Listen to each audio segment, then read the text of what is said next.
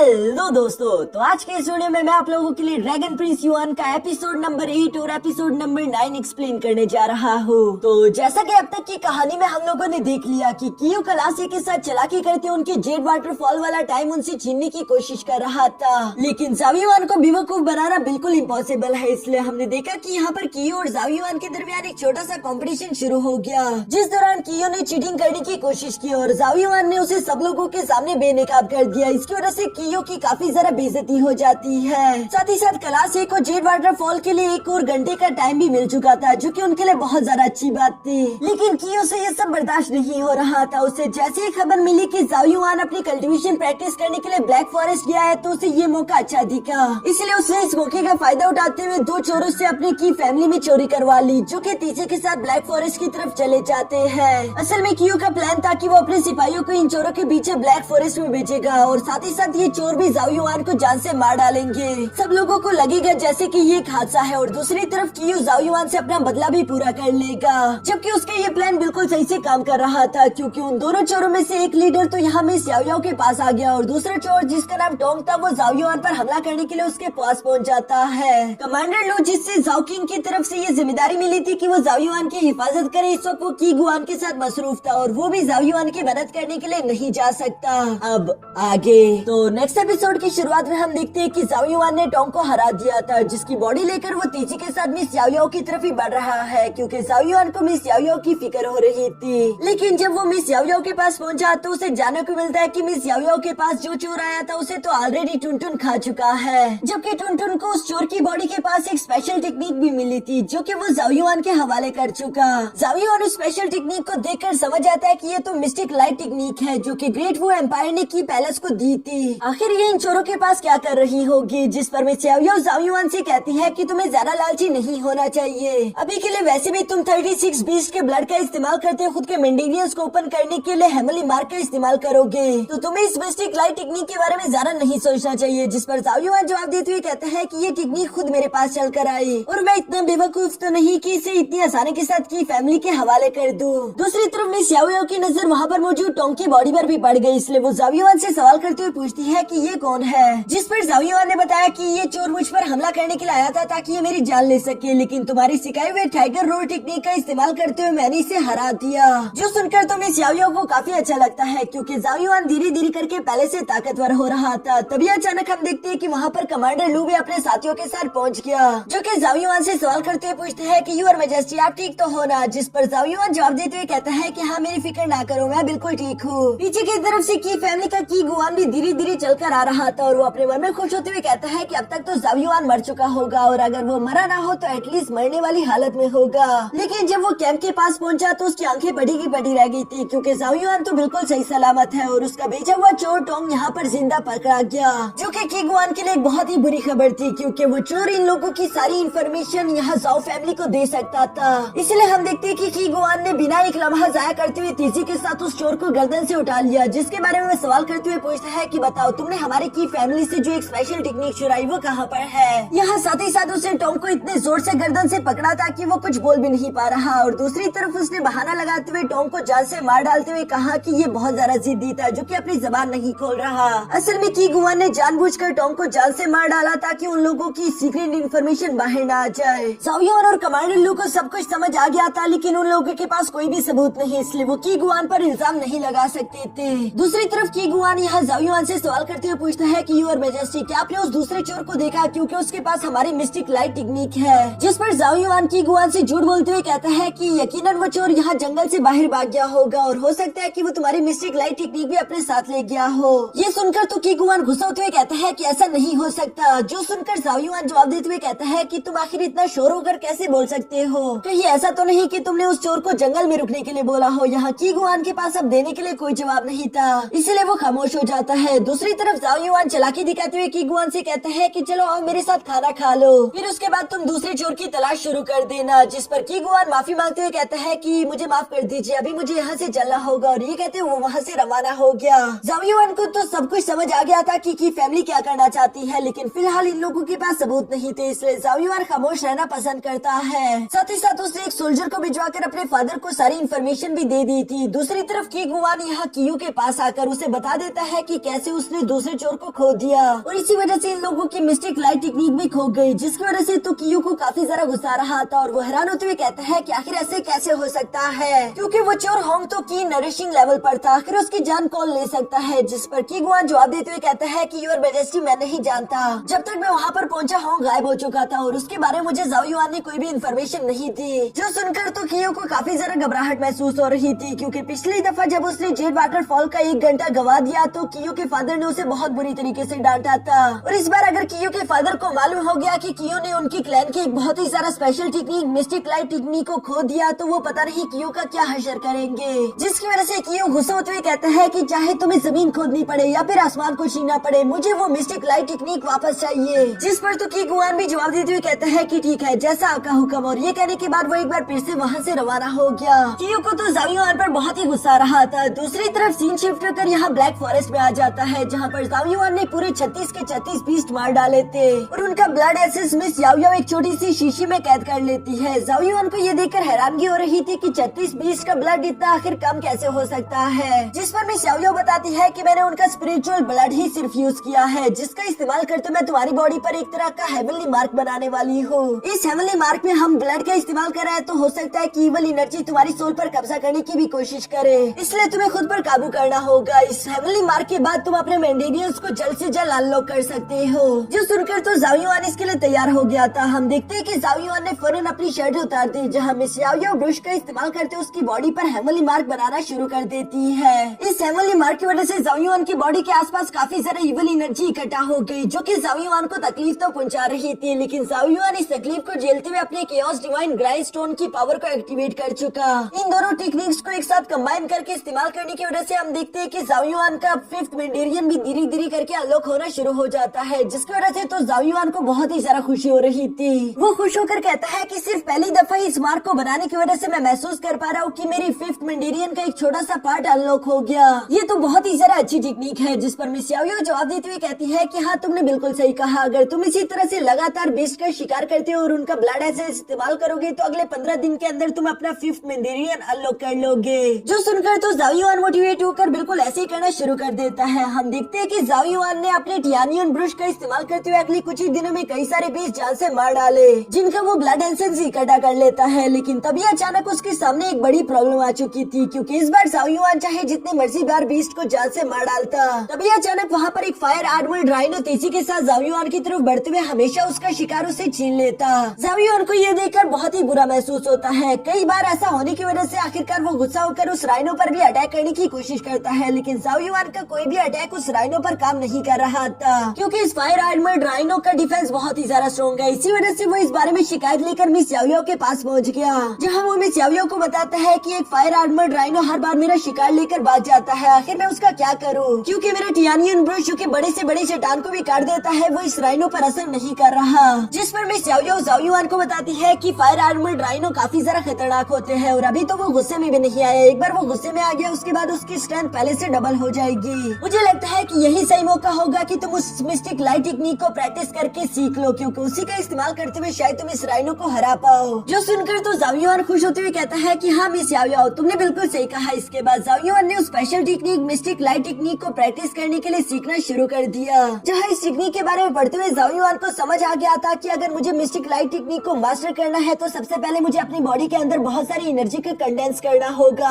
और उसी condense energy को मुझे हाई स्पीड के साथ रोटेट करवाना है, जिसके बाद मैं इस मिस्टिक लाइट टेक्निक को प्रैक्टिस कर सकता हूँ। ये टेक्निक पढ़ने में तो काफी ज्यादा सिंपल लग रही थी, लेकिन जाओ युआन ये बात अच्छे से जानता रहा कि इसे प्रैक्टिस करना उतना ही मुश्किल होगा। साथ ही साथ जाओ युआन को एक और बात भी समझ आ गई थी कि ये मिस्टिक लाइट टेक्निक अभी कंप्लीट नहीं है, यानी कि अगर जाओ युआन किसी तरीके से इस टेक्निक का दूसरा हिस्सा भी ढूंढ ले तो वो इस टेक्निक को पहले से भी ज्यादा खतरनाक बना पाएगा। इसके बाद नेक्स्ट सीन में हम देखते हैं जहाँ जाओ युआन ने एक चट्टान पर बैठकर इस टेक्निक को प्रैक्टिस करना शुरू कर दिया था। जाओ युआन चारों तरफ से मिस्टिक एनर्जी को अपनी बॉडी में कंडेंस करना शुरू कर चुका, जिसके दौरान वो बार बार फेल होता है, लेकिन जाओ युआन हार नहीं मानता और वो लगातार कोशिश करते हुए आखिरकार इसमें कामयाब भी हो गया। हम देखते हैं कि जाओ युआन ने मिस्टिक एनर्जी अपनी बॉडी में कंडेंस करके रोटेट करवाना शुरू कर दी, जिसकी वजह से वो अपने हाथों पर एक मिस्टिक लाइट ब्लेड क्रिएट कर सकता है और ये मिस्टिक लाइट ब्लेड काफी ज्यादा शार्प था, जिसका इस्तेमाल करते हुए जाओ युआन किसी भी चट्टान को मक्खन की तरह काट सकता है। इसी वजह से जाओ युआन को बहुत ही ज्यादा खुशी हो रही थी, लेकिन मिस याओ याओ जाओ युआन को बताती है कि ये मिस्टिक लाइट टेक्निक 2 हिस्सों में बटी हुई है, जिसमें से फर्स्ट लेवल पर तो ग्रीन लाइट ब्लेड आती है जिसका तुम इस्तेमाल भी कर रहे हो, और सेकंड लेवल पर पर्पल लाइट ब्लेड आएगी। साथ ही साथ यहाँ मिस याओ ने जाओ युआन को एक छोटी सी टिप भी दे दी थी। वो जाओ युआन को बताती है कि अगर तुम ड्रैगन ब्रेथ टेक्निक का इस्तेमाल करो तो तुम अपनी बॉडी के अंदर बहुत सारी एनर्जी को कंडेंस कर सकते हो, यानी कि तुम इस मिस्टिक लाइट ब्लेड को पहले से भी ज्यादा लॉन्ग और खतरनाक बना पाओगे। जो सुनकर तो जाओ युआन मिस याओ का शुक्रिया अदा करता है। साथ ही साथ वो कह रहा था कि फायर आर्मर्ड बीस्ट, अब मैं तुमसे अपना बदला लेने के लिए आ रहा हूँ। इसके बाद नेक्स्ट सीन में हम देखते हैं जहाँ जाओ युआन उस फायर आर्मर्ड बीस्ट के रास्ते में पहले से मौजूद था। फायर आर्मर्ड बीस्ट भी यहाँ जाओ युआन को अपने सामने देखकर उस पर हमला करने के लिए आगे की तरफ बढ़ता है, जहाँ जाओ युआन उसके हमले को डॉज करने के साथ साथ अपने मिस्टिक लाइट ब्लेड का इस्तेमाल करके उस पर पहली दफा एक कट लगाने में कामयाब हो गया। ये करके जाओ युआन को तो खुशी हो रही थी, लेकिन दूसरी तरफ हम देखते हैं कि वो फायर आर्मर्ड बीस्ट तो गुस्से से पागल हो गया। उसकी पूरी बॉडी पर फ्लेम आ जाती है, जबकि साथ ही साथ उस पर लगे हुए जख्म भी दोबारा से रिकवर हो गए। जो देखकर तो जाओ युआन परेशान होते हुए कहता है कि ओहो ये अच्छा नहीं हुआ, लगता है कि अब मेरी खैर नहीं। और यहाँ पर बिल्कुल ऐसा ही होता है। वो फायर आर्मर्ड बीस्ट जाओ युआन के पीछे पड़ गया, जबकि जाओ युआन अपनी जान बचाते उससे आगे की तरफ दौड़ता रहता है। रास्ते में भागते हुए जाओ युआन अपने मन में सोच रहा था कि मेरी ये छोटी सी मिस्टिक लाइट ब्लेड तो इस बीस्ट का कुछ भी नहीं बिगाड़ पाएगी, मुझे कुछ बड़ा सोचना होगा। जबकि वो फायर आर्मर्ड बीस्ट भी लगातार पीछे से चीजों को तोड़ते हुए जाओ युआन का पीछा ही कर रहा है। यहाँ पर भागते भागते जाओ युआन आखिरकार एक चट्टान के पास आ गया, जिस चट्टान को देखकर तो जाओ युआन मुस्कुराना शुरू कर देता है क्योंकि उसके पास एक जबरदस्त प्लान आ गया था। दूसरी तरफ हम देखते हैं कि वो फायर आर्मर्ड बीस्ट में भागते भागते आखिरकार उस लोकेशन पर पहुंच गया, जो कि जाओ युआन पर हमला करने के लिए आगे की तरफ बढ़ता है। जाओ युआन भी इस हमले के लिए पहले से तैयार था, इसलिए वो बीस्ट जैसे ही यहाँ जाओ युआन के पास आने लगा, जाओ युआन ने फौरन से हवा में जंप कर दिया, जिसकी वजह से वो बीस्ट सीधा जाकर उस चट्टान से टकरा जाता है। फिलहाल वो फायर आर्मर्ड बीस्ट इस चट्टानों में फंस चुका था और जाओ युआन के पास थोड़ा सा वक्त था, जहाँ वो मिस याओ की वही बात याद करता है कि अगर तुम ड्रैगन ब्रेथ का इस्तेमाल करो तो तुम इससे भी बड़ी मिस्टिक लाइट ब्लेड इस्तेमाल कर पाओगे। जो बातें याद करते ही जाओ युआन फौरन अपने ड्रैगन ब्रेथ पावर एक्टिवेट कर लेता है। इसी वजह से बहुत सारी एनर्जी एक साथ जाओ युआन की बॉडी में कंडेंस हो रही थी। तब तक फायर आर्मर्ड बीस्ट भी एक बार फिर से खुद को आजाद करवा चुका था, जो कि यहाँ जाओ युआन की तरफ ही बढ़ने लगता है। लेकिन यहाँ लास्ट मोमेंट पर ही हम देखते हैं कि जाओ युआन ने अपनी long mistake light blade activate कर ली थी, जिसका इस्तेमाल करते हुए इस बड़े से राइनो बीस्ट पर हमला कर चुका। इस बार यह अटैक इतना ज्यादा ब्रूटल था कि वो राइनो बीस्ट इसको सर्वाइव नहीं कर पाया और वो वही अपने घुटनों के बल गिर जाता है। जाओ युआन ने एक और विक्ट्री हासिल कर ली थी। इसके बाद सीन शिफ्ट होकर दूसरी तरफ की ऊपर आ जाता है, जिसे की गुआन बता रहा था कि हमने पूरा जंगल चांद मारा, लेकिन हमें होंग की बॉडी कहीं पर भी नहीं मिली। मुझे पूरा यकीन है कि होंग को जरूर जाओ युआन ने जान से मार डाला होगा और हमारी मिस्टिक लाइट टेक्निक भी इस वक्त जाओ युआन के पास ही है। जो सारी बातें जानकर तो कियू को बहुत ही गुस्सा आता है और वो कह रहा था कि जाओ युआन तुमने ये बिल्कुल अच्छा नहीं किया, इसकी अब तुम्हें एक बड़ी कीमत चुकानी होगी। ये कहते हुए कियू ने वहाँ पर फौरन अपनी फ्रेंड मिस लियूजी को बुला लिया था, क्योंकि उसके दिमाग में एक शैतानी प्लान चल रहा है। इसके बाद सिटी में नेक्स्ट डे हम यहाँ मिस यूमी को देखते हैं, जो कि जाओ युआन के बारे में ही सोच रही थी। कियू और मेजेस्टी को ब्लैक फॉरेस्ट में गए हुए पूरा महीना गुजर गया और वो अभी तक वापस नहीं आए, क्या वो ठीक भी होंगे? और इसी तरह की बातें सोचते हुए यूमी एक गली में पहुँच गई थी, जहाँ पर अचानक ही मिस लियूजी उसका रास्ता रोक लेती है। मिस लियूजी के साथ इस वक्त 3 वॉरियर्स भी वहाँ पर मौजूद थे। साथ ही साथ वो यहाँ पर यूमी को कहती है कि तुम्हारे जाओ युआन के पास हमारे फैमिली का कोई खास ट्रेजर है जो कि उसने चुरा लिया, इसलिए हमें तुम्हें मजबूरन किडनैप करना होगा ताकि बाद में हम लोग एक्सचेंज करते हुए अपना ट्रेजर वापस ले सके। मिस यूमी उसकी बातें सुनकर कहती है कि जाओ युआन ने मुझे पहले ही बता दिया था कि तुम लोग कितने बड़े कमीने हो और इसलिए मैं तुम लोगों से फाइट करने के लिए पूरी तरीके से तैयार हूँ। वो भी इतनी आसानी के साथ हार नहीं मानने वाली थी। जहाँ पर हम देखते हैं कि मिस लियूजी ने तो गुस्से में आकर अपने 2 सोल्जर से कहा कि आगे बढ़े और इसे पकड़ लो। जहाँ मिस लियूजी के दोनों चमचे तीसी के साथ आगे की तरफ जंप करते हुए यूमी पर हमला करने की कोशिश करते हैं, पर यूमी ने तो ऑलरेडी अपने 6th मैंडेरियन को भी ओपन कर लिया था, इसलिए वो आसानी के साथ इन दोनों को धूल चटका चुकी। जो देखकर तो मिस लियूजी को बहुत ज्यादा गुस्सा आ जाता है। उससे यकीन नहीं आता कि इस मामूली सी लड़की ने इतनी जल्दी अपने 6th मैंडेरियन को कैसे ओपन कर लिया। पर साथ ही साथ मिस लियूजी के साथ यहाँ पर जो लास्ट वॉरियर था उसके पास 7th मैंडेरियन थे, इसलिए वो आगे की तरफ बढ़ते हुए मिस यूमी पर हमला करने की कोशिश करता है, जिससे फाइट करने के लिए मिस यूमी भी खुद को तैयार कर चुकी थी। लेकिन तभी अचानक उसके सामने 2 रॉयल गार्ड्स तेजी के साथ आती उस वॉरियर को हिट करके पीछे पटक देते हैं। मिस यूमी तो ये देखकर काफी जरा हैरान होकर सवाल करते हुए कहती है कि आखिर तुम दोनों कौन हो? जिस पर वो दोनों रॉयल गार्ड्स बताते हैं कि हमें जाओ युआन ने चुपके से तुम पर नजर रखने के लिए बोला था, क्योंकि वो जानता था कि तुम्हारी जान को खतरा हो सकता है। दूसरी तरफ मिस लियूजी को भी मालूम हो गया था कि इन दोनों रॉयल गार्ड्स के ही 7 मैंडेरियंस ओपन है और हम जाकर भी इन्हें नहीं हरा सकते, इसलिए वो हार मानते हुए वहाँ से खुद ही चली गई। दूसरी तरफ यूमी यहाँ पर उन रॉयल गार्ड से जाओ युआन के बारे में भी सवाल करती है, जिस पर वो रॉयल गार्ड्स बताते हैं कि आप जाओ युआन की फिक्र ना करें, वो ब्लैक फॉरेस्ट में अच्छे से कल्टीवेशन कर रहा है। उसे ये बात भी अच्छे से मालूम है कि 1 महीने बाद ही प्रीफेक्चर एग्जाम होगा वो प्रीफेक्चर एग्जाम से 1-2 दिन पहले वापस लौट आएगा। मिस यूमी ये सारी बातें सुनकर अपने मन में सोचते हुए कहती है कि कियो ऑलरेडी अपने 7th मैंडेरियन को ओपन कर चुका है। पता नहीं जाओ युआन आखिर तुम किस स्टेज पर होगे। उम्मीद करते हो कि तुम जल्द वापस लौट आओ क्योंकि इस बार क्लास ए के लिए ये कंपटीशन जीतना काफी ज्यादा मुश्किल होगा। उसके ये कहते साथ ही सीन शिफ्ट होकर दूसरी तरफ ब्लैक फॉरेस्ट में मौजूद जाओ युआन पर आ जाता है जो कि अपने टियानियन ब्रुश का इस्तेमाल करते हुए कई सारे बीस्ट का अकेले ही मुकाबला कर रहा है। इस पिछले 1 महीने में जाओ युआन के कॉम्बैट स्किल पहले से काफी ज्यादा इम्प्रूव हो चुके थे।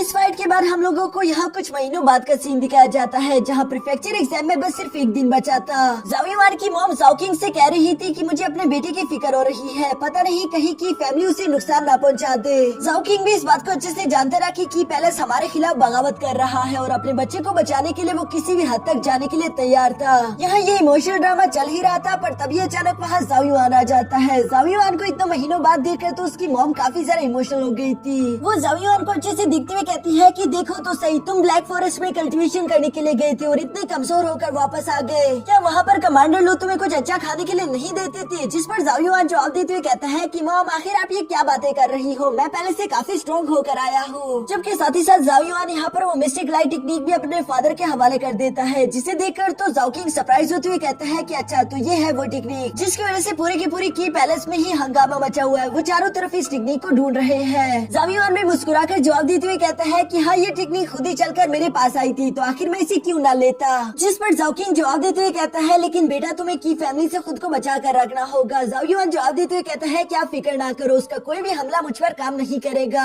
और जहाँ तक कियो की बात है तो आने वाले प्रीफेक्चर एग्जाम में मैं उसके साथ भी अपना हिसाब पूरा कर लूंगा। यह जाओ युआन के ये सब कहने के बाद आखिरकार हम लोगों को प्रीफेक्चर एग्जाम वाला दिन दिखाया जाता है जहाँ सुबह सवेरे मिस यूमी अपने दोस्तों के साथ मिलकर कल्टीवेशन प्रैक्टिस कर रही थी। पर तभी अचानक किसी ने स्नीक अटैक करते हुए इन तीनों पर छोटे छोटे पत्थरों से हमला कर दिया जिसे मिस यूमी तेजी के साथ जंप करते हुए कैच कर लेती है। साथ ही वो गुस्सा होकर सवाल करते हुए पूछती है कि कौन है वहाँ पर, सामने आओ। जो सुनकर तो जाओ युआन मुस्कुराते हुए बाहर की तरफ आकर कहता है कि वाह तुमने पिछले कुछ महीनों में खुद को काफी ज्यादा इम्प्रूव कर लिया, साथ ही साथ तुम्हारा रिएक्शन टाइम भी काफी ज्यादा कम हो गया है। जाओ युआन को तो यहाँ पर अचानक से देखकर वो तीनों ही काफी ज्यादा खुश हो गए थे और वो लोग फौरन से जाओ युआन के पास आ जाते हैं जहाँ पर किनशुई जाओ युआन से कहती है कि तुम्हारा बहुत बहुत शुक्रिया, तुमने हमारी क्लास को जेड वाटरफॉल में 1 घंटा ज्यादा दिलवा दिया जिसकी वजह से हम तीनों अपने 6 मैंडेरियन को ओपन करने में कामयाब हो गए। इस बार तो यकीनन प्रीफेक्चर एग्जाम को हम लोग ही जीतेंगे। तभी अचानक पीछे से मास्टर टियानियंग आ जाते हैं जो कह रहे थे कि तुम लोग अपने दुश्मनों को कुछ ज्यादा ही अंडर एस्टिमेट कर रहे हो। हाँ ये बात बेशक सच है कि क्लास बी के पास जेड वाटरफॉल में अपना 1 घंटा कम हो गया था, लेकिन यहाँ पर कियो ने चालाकी दिखाते हुए सारे क्लास बी के वॉरियर्स अपने साथ की पैलेस ले गया जहाँ पर उनकी स्पेशल ट्रेनिंग हुई और इसी वजह से वो लोग काफी ज्यादा ताकतवर हो चुके हैं। इवन की कियो ने तो अपने 7th मैंडेरियन को भी ओपन कर लिया है। तो मैं बस तुम लोगों से सिर्फ यही कहूंगा कि तुम अपने दुश्मनों को अंडर एस्टिमेट नहीं कर सकते क्योंकि इस बार का ये एग्जाम बहुत ही ज्यादा टफ होगा। जाओ युआन अपने टीचर की बातें सुनकर आगे की तरफ आते हुए मुस्कुराकर कहते हैं कि टीचर आप बिल्कुल फिक्र ना करें क्योंकि कियो को मैं अकेले संभाल सकता हूँ। जो सुनकर तो मास्टर टियानियंग को भी काफी अच्छा महसूस हुआ और वो जाओ युआन से सवाल करते हुए पूछते हैं कि शायद जाओ युआन तुमने पहले से काफी ज्यादा इम्प्रूव कर लिया होगा, इसी वजह से तुम ये बात कर रहे हो। जाओ युआन भी मुस्कुराकर जवाब देते हुए कहता है कि हाँ आपने सही कहा, मैं ऑलरेडी अपने 5th मैंडेरियन को ओपन कर चुका। ये सुनकर तो मास्टर टियानियंग को शौक लगता है और वो अपने मन ही मन में सोचते हैं कि आखिर जाओ युआन ये क्या कह रहा है, क्या इसने सुना नहीं जब मैंने कहा कि कियो ने ऑलरेडी अपने 7th मैंडेरियन को ओपन किया है। और चूंकि जाओ युआन को खुद पर इतना भरोसा था इसलिए मास्टर टियानियंग उससे निराश नहीं करते बल्कि वो यहाँ पर अपने डिसाइपल्स को लेकर प्रीफेक्चर एग्जाम की तरफ रवाना हो गए। जहाँ पहुंचकर ये लोग देखते हैं कि वहाँ पर पहले से ही class B, class C and class D के डिसाइपल पहुंचे हुए थे जो कि अपनी अपनी पोजीशन पर मौजूद हैं। सबसे टॉप यानी फर्स्ट रैंकिंग पर कियो और उसके दोस्त मौजूद थे जिस पर मास्टर टियानियंग कहता है कि इस बार चाहे कुछ भी हो जाए हम लोगों को फर्स्ट पोजीशन हासिल करनी ही होगी। जबकि सेकंड पर क्लास ए के डिसाइपल और उसके नीचे क्लास सी एंड डी के डिसाइपल खड़े हो जाते हैं। साथ ही सर हम देखते हैं कि इस साल का ये प्रीफेक्चर एग्जाम देखने के लिए जाओ फैमिली और की फैमिली भी वहाँ पर आ चुकी थी,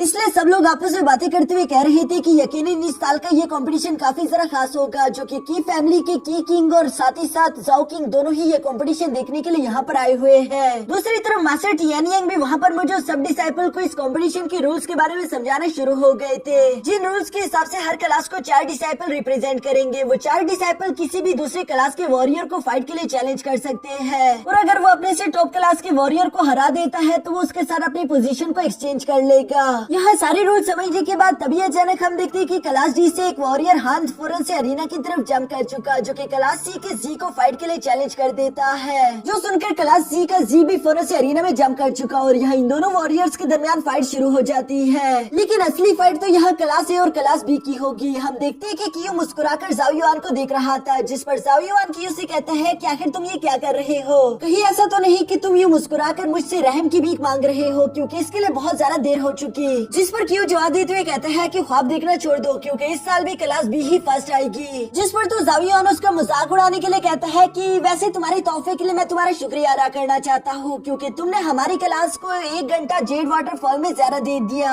जिस वजह से मेरी क्लास ए की डिसाइपल पहले से काफी ज्यादा कॉन्फिडेंट फील कर रहे हैं। दूसरी तरफ हम देखते हैं कि मिस ल्यूसी और स्यूमी के दौरान भी तनाव काफी ज्यादा बढ़ चुका था। नीचे की तरफ अरीना में हम देखते हैं कि बारी बारी करके कई सारे डिसाइपल आपस में फाइट करते रहे। बहुत सारे डिसाइपल जीत चुके थे और कई सारे हार भी गए। अब आखिरकार बारी थी क्लास ए और क्लास बी के फाइट के लिए, क्योंकि हम देखते हैं कि क्लास बी से एक लड़का काउलिंग फौरन से अरीना में जंप कर देता है, जिसने क्लास ए के यांगजी को फाइट के लिए चैलेंज कर दिया। यांगजी उसके इस चैलेंज को एक्सेप्ट करते हुए अरीना में तो उतर जाता है, लेकिन जाओ युआन को यहाँ पर यांगजी की फिक्र हो रही थी, क्योंकि काउलिंग काफी ज्यादा खतरनाक है। उसने ऑलरेडी क्लास सी के 3 डिसाइपल को हरा दिया था। मिस यूमी यहाँ जाओ युआन को बताती है कि काउलिंग और फानवू दोनों ही अपने 6 मेंडेरियंस को ओपन कर चुके हैं। यहाँ ये सब बातें तो चल रही थी, जबकि दूसरी तरफ अरीना में हम देखते हैं कि काउलिंग ने फौरन से अपनी टाइगर फिस्ट को एक्टिवेट कर लिया, जिसका मुकाबला करने के लिए यांगजी भी अपने अर्थ लाइट शील्ड को एक्टिवेट कर लेता है। यहाँ इन दोनों के पास ही 6 मेंडेरियंस थे, जबकि साथ ही साथ इन लोगों का पावर लेवल भी सेम था, इसलिए इन दोनों के दरमियान कड़ी टक्कर हो रही थी। मिस यूमी जाओ युआन से कहती है कि अब ये देखना होगा कि आखिर इन दोनों में से फाइट को कौन जीता है। तभी अचानक हम देखते हैं कि काउलिंग ने यहाँ पर एक फॉरबिडन टेक्निक का इस्तेमाल करना शुरू कर दिया।